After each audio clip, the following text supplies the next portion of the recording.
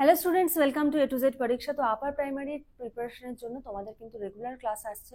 আজকে হলো বাংলার সেকেন্ড ক্লাস, মানে ফার্স্ট ক্লাসটা আমরা দিয়েছি হলো পিওয়াইকিউ এর সলিউশন ছিল, আর ক্লাস হিসেবে কিন্তু যদি আমরা দেখি তাহলে আজকে হলো ফার্স্ট ক্লাস, পিওয়াইকিউটা ধরলে আজকে হলো সেকেন্ড ক্লাস।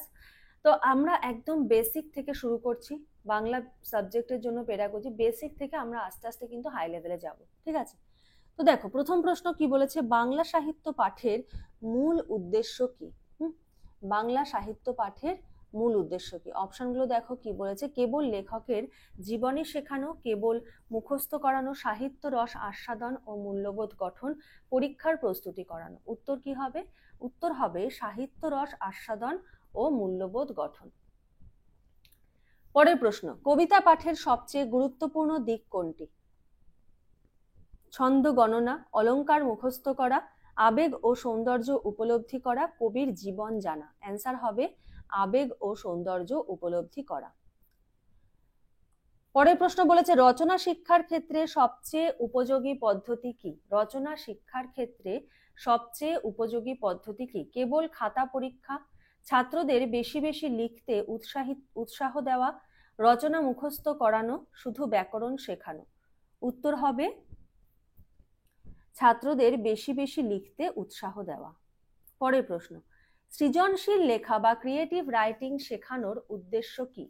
ছাত্রদের কল্পনা শক্তি বৃদ্ধি করা, ছাত্রদের কেবল পরীক্ষায় পাশ করানো, ছাত্রদের বেশি বেশি মুখস্থ করানো, ছাত্রদের ব্যাকরণ শেখানো। উত্তর হবে ছাত্রদের কল্পনা শক্তি বৃদ্ধি করা। শ্রেণীকক্ষে নাটক পড়ানোর মূল সুবিধা কি? ছাত্রদের বিনোদন দেওয়া, ছাত্রদের পরীক্ষায় নম্বর বাড়ানো, ছাত্রদের ভাষা ব্যবহার, দলগত কাজ, মূল্যবোধ শেখানো, ছাত্রদের অলংকার শেখানো। বোঝাই যাচ্ছে ছাত্রদের ভাষা ব্যবহার, দলগত কাজ এবং মূল্যবোধ শেখানো। পরের প্রশ্ন, আজকের এই ক্লাসটায় আশা করি সবাই ফুল মার্কস পাবে।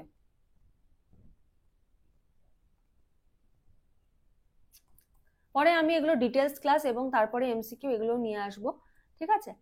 সাহিত্য পাঠে শিক্ষক কিভাবে ছাত্রদের আগ্রহ জাগাতে পারেন? মুখস্থ করানো, আবৃত্তি, ভূমিকাভিনয়, আলোচনা ব্যবহার করে, কেবল প্রশ্নোত্তর করে, শুধু বই পড়ানো। আবৃত্তি, ভূমিকাভিনয় ও আলোচনা ব্যবহার করে।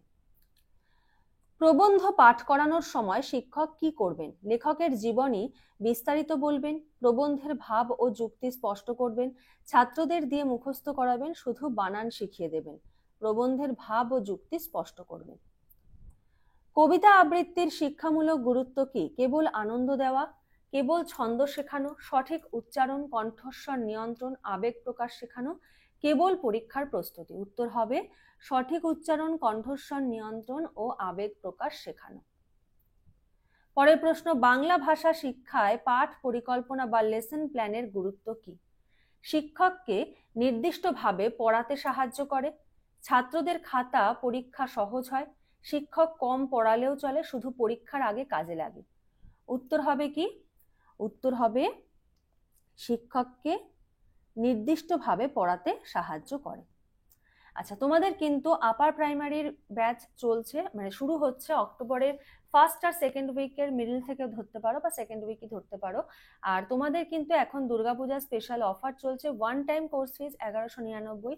সেখানে তুমি অ্যাডমিশন নিতে পারো হলো 199 পে করে তুমি অ্যাডমিশন নিতে পারো, এবং তারপরে তুমি রিমেইনিং অ্যামাউন্টটা পে করবে ফার্স্ট ক্লাসের আগে, ঠিক আছে? এটা কিন্তু এই দুর্গাপুজোর মধ্যে, এরপরে কিন্তু আর এটা থাকবে না। তো তোমরা যারা যারা অ্যাডমিশন নিতে চাইছো তারা কিন্তু অ্যাডমিশন নিয়ে নিতে পারো, আমাদের কিন্তু সামনেই ক্লাস স্টার্ট হয়ে যাবে পুজোর পরে। চলো পরের প্রশ্ন দেখো কি বলেছে। বাংলা সাহিত্যের ইতিহাস পড়ানোর ক্ষেত্রে শিক্ষক কিসে গুরুত্ব দেবেন? হ্যাঁ, এটা কিসে হবে? শুধু তারিখ মুখস্থ করানো, সাহিত্য ধারা ও যুগের বৈশিষ্ট্য বোঝানো, কবিদের নাম মুখস্থ করানো, বইয়ের লিস্ট শিখিয়ে দেওয়া। সাহিত্য ধারা ও যুগের বৈশিষ্ট্য বোঝানো। পরের প্রশ্ন, মূল্যায়নের প্রধান উদ্দেশ্য কি? ছাত্র ফেল করানো, ছাত্রদের ভয় দেখানো, ছাত্রদের শেখা কোথায় ঘাটতি আছে তা বোঝা, শিক্ষককে নম্বর দেওয়ার সুযোগ। উত্তর কি হবে? ছাত্রদের শেখা কোথায় ঘাটতি আছে তা বোঝা। পরের প্রশ্ন, সাহিত্যের চরিত্র বিশ্লেষণ শেখানোর উদ্দেশ্য কি? সাহিত্যের চরিত্র বিশ্লেষণ শেখানোর উদ্দেশ্য কি? কেবল মুখস্থ করানো, ছাত্রদের কল্পনা শক্তি ও সমালোচনামূলক দৃষ্টিভঙ্গি গড়ে তোলা, ছাত্রদের শুধু পরীক্ষার উত্তর লেখা শেখানো, ছাত্রদের কবির নাম মনে করানো। উত্তর হবে ছাত্রদের কল্পনা শক্তি ও সমালোচনামূলক দৃষ্টিভঙ্গি গড়ে তোলা। পরের প্রশ্ন দেখো, ভাষা শিক্ষায় আলোচনা মেথড মানে আলোচনা আর কি ডিসকাশন মেথড কেন কার্যকর? এতে ছাত্ররা ঝগড়া করতে পারে, এতে ছাত্ররা স্বাধীনভাবে মতামত প্রকাশ করতে পারে, এতে শিক্ষক কম পড়ান, এতে মুখস্থ করা সহজ হয়। উত্তর হবে কি? এতে ছাত্ররা স্বাধীনভাবে মতামত প্রকাশ করতে পারে। পরের প্রশ্ন, বাংলা সাহিত্যে জীবনানন্দ দাশ পড়ানোর সময় শিক্ষক কিসে জোর দেবেন? কেবল কবির জীবনীর উপর, কবিতার প্রতীক ও প্রকৃতির ছবি, কেবল ছন্দ, কেবল পরীক্ষার প্রশ্ন? উত্তর কবিতার প্রতীক ও প্রকৃতির ছবি। সৃজনশীল মূল্যায়ন বাংলা শিক্ষায় কেন জরুরি? কেবল নম্বর দেওয়ার জন্য, ছাত্রদের সামগ্রিক দক্ষতা মূল্যায়নের জন্য, শুধু ব্যাকরণ শেখানোর জন্য, শুধু রচনা পরীক্ষার জন্য? ছাত্রদের সামগ্রিক দক্ষতা মূল্যায়নের জন্য। ঠিক আছে, তো আজকের পেপারটা এটা ইজি ছিল। আশা করি তোমরা প্রত্যেকেই ফুল মার্কস পাবে।